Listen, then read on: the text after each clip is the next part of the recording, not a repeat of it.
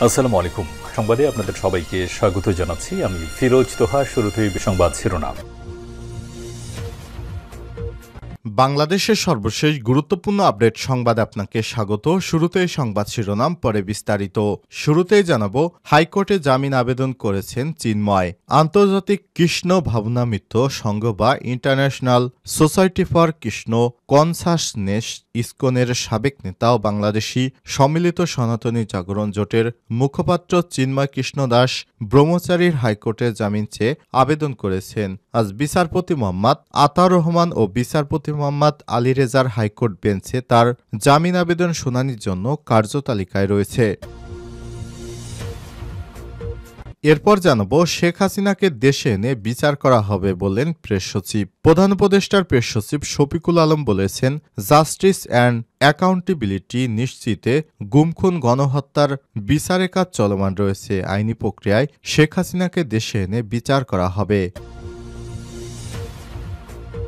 এদিকে পারমাণবিক বিদ্যুৎ কেন্দ্রের টাকা পরিশোধ সংক্রান্ত জটিলতা দ্রুতই কেটে যাবে। রূপপুর পারমাণবিক বিদ্যুৎ কেন্দ্রের টাকা পরিশোধ সংক্রান্ত জটিলতা দ্রুতই কেটে যাবে বলে আশা প্রকাশ করেছেন ঢাকায় নিযুক্ত রাশিয়ার নতুন রাষ্ট্রদূত আলেকজান্ডার জি খোজিন। আজ রোববার 19 জানুয়ারি পররাষ্ট্র মন্ত্রণালয়ের উপদেষ্টা তৌহিদ হোসেন ও সচিব জসিমউদ্দিনের সঙ্গে বৈঠকের পরে আশাবাদ ব্যক্ত করেন তিনি। জানাবো, স্বতন্ত্র ইবতেদায়ী মাদ্রাসাগুলো জাতীয়করণের দাবিতে সমাবেশ। দেশের সকল স্বতন্ত্র ইবতেদায়ী মাদ্রাসাগুলোকে জাতীয়করণের দাবি জানিয়ে স্বতন্ত্র ইবতেদায়ী শিক্ষক ঐক্যজোট রোববার জাতীয় প্রেস ক্লাবের সামনে আয়োজিত মানববন্ধন ও শিক্ষক সমাবেশ থেকে তারা এই দাবি জানান। এদিকে তাপসকে যেভাবে বিডিআরের ডিজি করার ষড়যন্ত্র হয়েছিল, শেখ হাসিনার ঘনিষ্ঠজন তাপসকে তৎকালীন বিডিআর বিদ্রোহের পর ডিজি বানানোর প্রস্তাব দেওয়া হয়েছিল। এই তাপস যদি বিডিআরের ডিজি হতে পারতেন তাহলে হয়তো বিডিআর বাহিনীকে আরও ধ্বংস করতে পারত হাসিনা বলে জানিয়েছেন আমার দেশ পত্রিকার সম্পাদক মাহমুদুর রহমান। এবং সর্বশেষ জানাবো, যুক্তরাষ্ট্র নিষিদ্ধের পর টিকটকে ঢুকলে যা দেখায়। অভিষেক অনুষ্ঠানের একদিন আগে যুক্তরাষ্ট্রে নিষিদ্ধ হয়েছে জনপ্রিয় চীনা সামাজিক যোগাযোগ মাধ্যম টিকটক। নতুন আইনি বাধ্যবাধকতায় শনিবার 18 জানুয়ারি রাতে টিকটক অ্যাপ ব্যবহারকারীদের সংযোগ বিচ্ছিন্ন করে দেয় ওয়াশিংটন। সম্পূর্ণ উধাও হয়ে যায় টিকটক। এটি এমন সময় ঘটল যখন দ্বিতীয় মেয়াদে হোয়াইট হাউসে ক্ষমতায় বসছেন ডোনাল্ড ট্রাম্প। প্রিয় দর্শক, এতক্ষণ শুনছিলেন সংবাদ শিরোনাম, এবারে বিস্তারিত। তবে তার আগে বন্ধুরা, অনুরোধ থাকবে সংবাদটিতে একটি লাইক দিন। এই চ্যানেলে আপনি নতুন হয়ে থাকলে আমাদের সংবাদটি দেখতে দেখতে চ্যানেলটি সাবস্ক্রাইব করে রাখুন। কমেন্ট করে আপনার মূল্যবান মতামত জানিয়ে দিন আপনি বিশ্বের কোন দেশ থেকে বা বাংলাদেশের কোন স্থান থেকে আমাদের সংবাদটি দেখছেন এবং শুনছেন। এবারে বিস্তারিত। হাইকোর্টে জামিন আবেদন করেছেন চিন্ময়। আন্তর্জাতিক কৃষ্ণ ভাবনামিত্র সংঘ বা international society for Krishna consciousness ইসকনের সাবেক নেতা ও বাংলাদেশ সম্মিলিত সনাতনী জাগরণ জোটের মুখপাত্র চিন্ময় দাস ব্রহ্মচারীর হাইকোর্টে জামিন চেয়ে আবেদন করেছে। রোববার বিচারপতি মোহাম্মদ আতোয়ার রহমান ও বিচারপতি মোহাম্মদ আলী রেজার হাইকোর্ট বেঞ্চ তার জামিন আবেদনটি শুনানির জন্য কার্যতালিকায় রয়েছে। এর আগে গত বছরে 31 অক্টোবর তার বিরুদ্ধে জাতীয় পতাকা অবমাননার অভিযোগে রাষ্ট্রদ্রোহের মামলা হয়। এ মামলায় আরও 18 জনকে আসামি করা হয়েছে। পরে চলতি মাসে 2 জানুয়ারি চিন্ময় কৃষ্ণ দাস ব্রহ্মচারীর জামিন আবেদন নামঞ্জুর করে আদালত। চট্টগ্রাম মহানগর দায়রা জজ সাইফুল ইসলাম দুই পক্ষের শুনানি যুক্তিতর্ক শুনে জামিন নামঞ্জুর করেছে। চিন্ময় কৃষ্ণ দাস বাংলাদেশ সম্মিলিত সনাতন জাগরণ মঞ্চের মুখপাত্র হওয়ার পর তিনি হিন্দুদেরকে উস্কানি দিয়ে বিভিন্ন সময় সভা সমাবেশের মাধ্যমে বাংলাদেশকে একটি অস্থিতিশীল রাষ্ট্রে পরিণত করতে চেয়েছিলেন বলে জানা গেছে। শেখ হাসিনাকে দেশে এনে বিচার করা হবে প্রেস সচিব। প্রধান উপদেষ্টার প্রেস সচিব শফিকুল আলম বলেছেন, জাস্টিস অ্যান্ড অ্যাকাউন্টেবিলিটি নিশ্চিতে গুম, খুন ও গণহত্যার বিচারের কাজ চলমান রয়েছে। আইনি প্রক্রিয়ায় শেখ হাসিনাকে দেশে এনে বিচার করা হবে। শনিবার ইসলামী বিশ্ববিদ্যালয়ের ইবির বীরশ্রেষ্ঠ হামিদুর রহমান মিলনায়তনে প্রশাসন ও বিশ্ববিদ্যালয় সাংবাদিক সমিতি ইবিসাসের যৌথভাবে আয়োজিত জুলাই বিপ্লবের আকাঙ্ক্ষা ও গণমাধ্যম শীর্ষক সেমিনারে প্রধান আলোচকের বক্তব্যে এমন কথা বলেন তিনি বলেছেন, শেখ হাসিনা যেভাবে তার বাবার খুনিদের খুঁজে খুঁজে দেশে এনে বিচার করেছে, আমরাও সেভাবে জুলাই আন্দোলনের খুনিদের খুঁজে খুঁজে দেশে এনে বিচারের মুখোমুখি করব।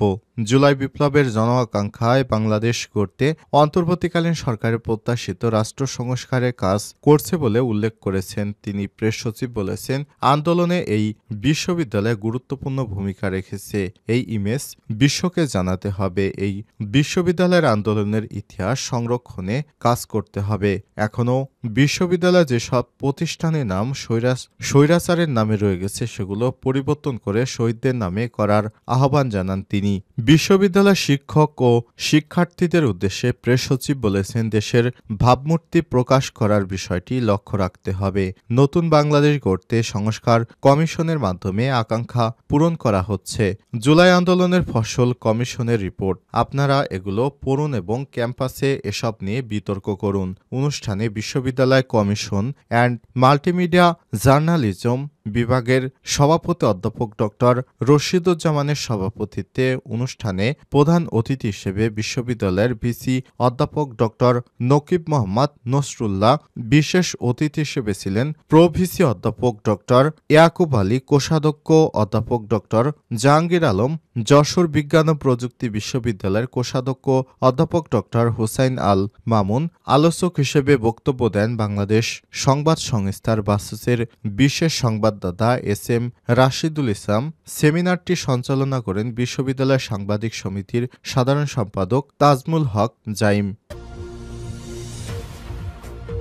পারমাণবিক বিদ্যুৎ কেন্দ্রের টাকা পরিশোধ সংক্রান্ত জটিলতা দ্রুতই কেটে যাবে। রূপপুর পারমাণবিক বিদ্যুৎ কেন্দ্রের টাকা পরিশোধ সংক্রান্ত জটিলতা খুবই দ্রুতই কেটে যাবে বলে আশা প্রকাশ করেছেন ঢাকায় নিযুক্ত রাশিয়ার নতুন রাষ্ট্রদূত আলেকজান্ডার জি খোজিন। রোববার ১৯ জানুয়ারি সকালে পররাষ্ট্র মন্ত্রণালয়ের পররাষ্ট্র উপদেষ্টা তৌহিদ হোসেন ও সচিব জসিমউদ্দিনের সঙ্গে বৈঠকের পরে আশাবাদ ব্যক্ত করেন তিনি। নতুন রাষ্ট্রদূত বলেন, এ বিষয়ে কাজ করছে কারিগরি দল।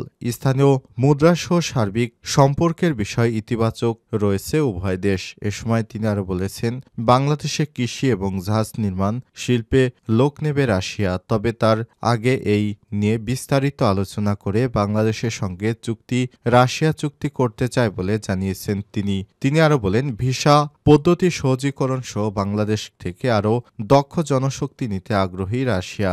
এর আগে সকালে পররাষ্ট্র মন্ত্রণালয়ে পররাষ্ট্র উপদেষ্টা তৌহিদ হোসেন ও পররাষ্ট্র সচিব জসিমউদ্দিনের সঙ্গে সৌজন্য সাক্ষাৎ করেন নবনিযুক্ত রাশিয়ার রাষ্ট্রদূত আলেকজান্ডার জি খোজিন। এ সময় তারা বাংলাদেশ ও রাশিয়ার মধ্যে বাণিজ্য ও বিনিয়োগ সহ বিভিন্ন ক্ষেত্রে বিদ্যমান দ্বিপাক্ষিক সম্পর্ক বৃদ্ধি সহ প্রয়োজনীয় পদক্ষেপের কথা জানান। তিনি আরও বলেছেন, ভিসা পদ্ধতি সহজীকরণ, বাংলাদেশ থেকে আরও দক্ষ জনশক্তি নিতে আগ্রহী রাশিয়া।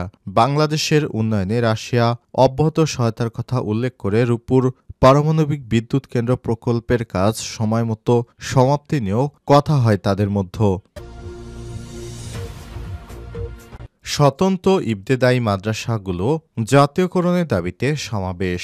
বাংলাদেশের সকল স্বতন্ত্র ইবতেদায়ী মাদ্রাসাগুলোকে জাতীয়করণের দাবি জানিয়েছে স্বতন্ত্র ইবতেদায়ী শিক্ষক ঐক্যজোট। রোববার জাতীয় প্রেস ক্লাবের সামনে আয়োজিত মানববন্ধন ও শিক্ষক সমাবেশ থেকে তারা এই দাবি জানান। সমাবেশে বক্তারা বলেন, আমরা স্বতন্ত্র ইবতেদায়ী মাদ্রাসার শিক্ষকগণ প্রাথমিক বিদ্যালয়ের শিক্ষকদের ন্যায় সরকারি বিধিনিয়ম অনুসরণ করে ৪০ বছর বিনা বেতনে শিক্ষকতা পেশায় দায়িত্ব পালন করে আসছি, কিন্তু আমাদের কোনো বেতন ভাতা না থাকায় মানবেতর জীবনযাপন করছি।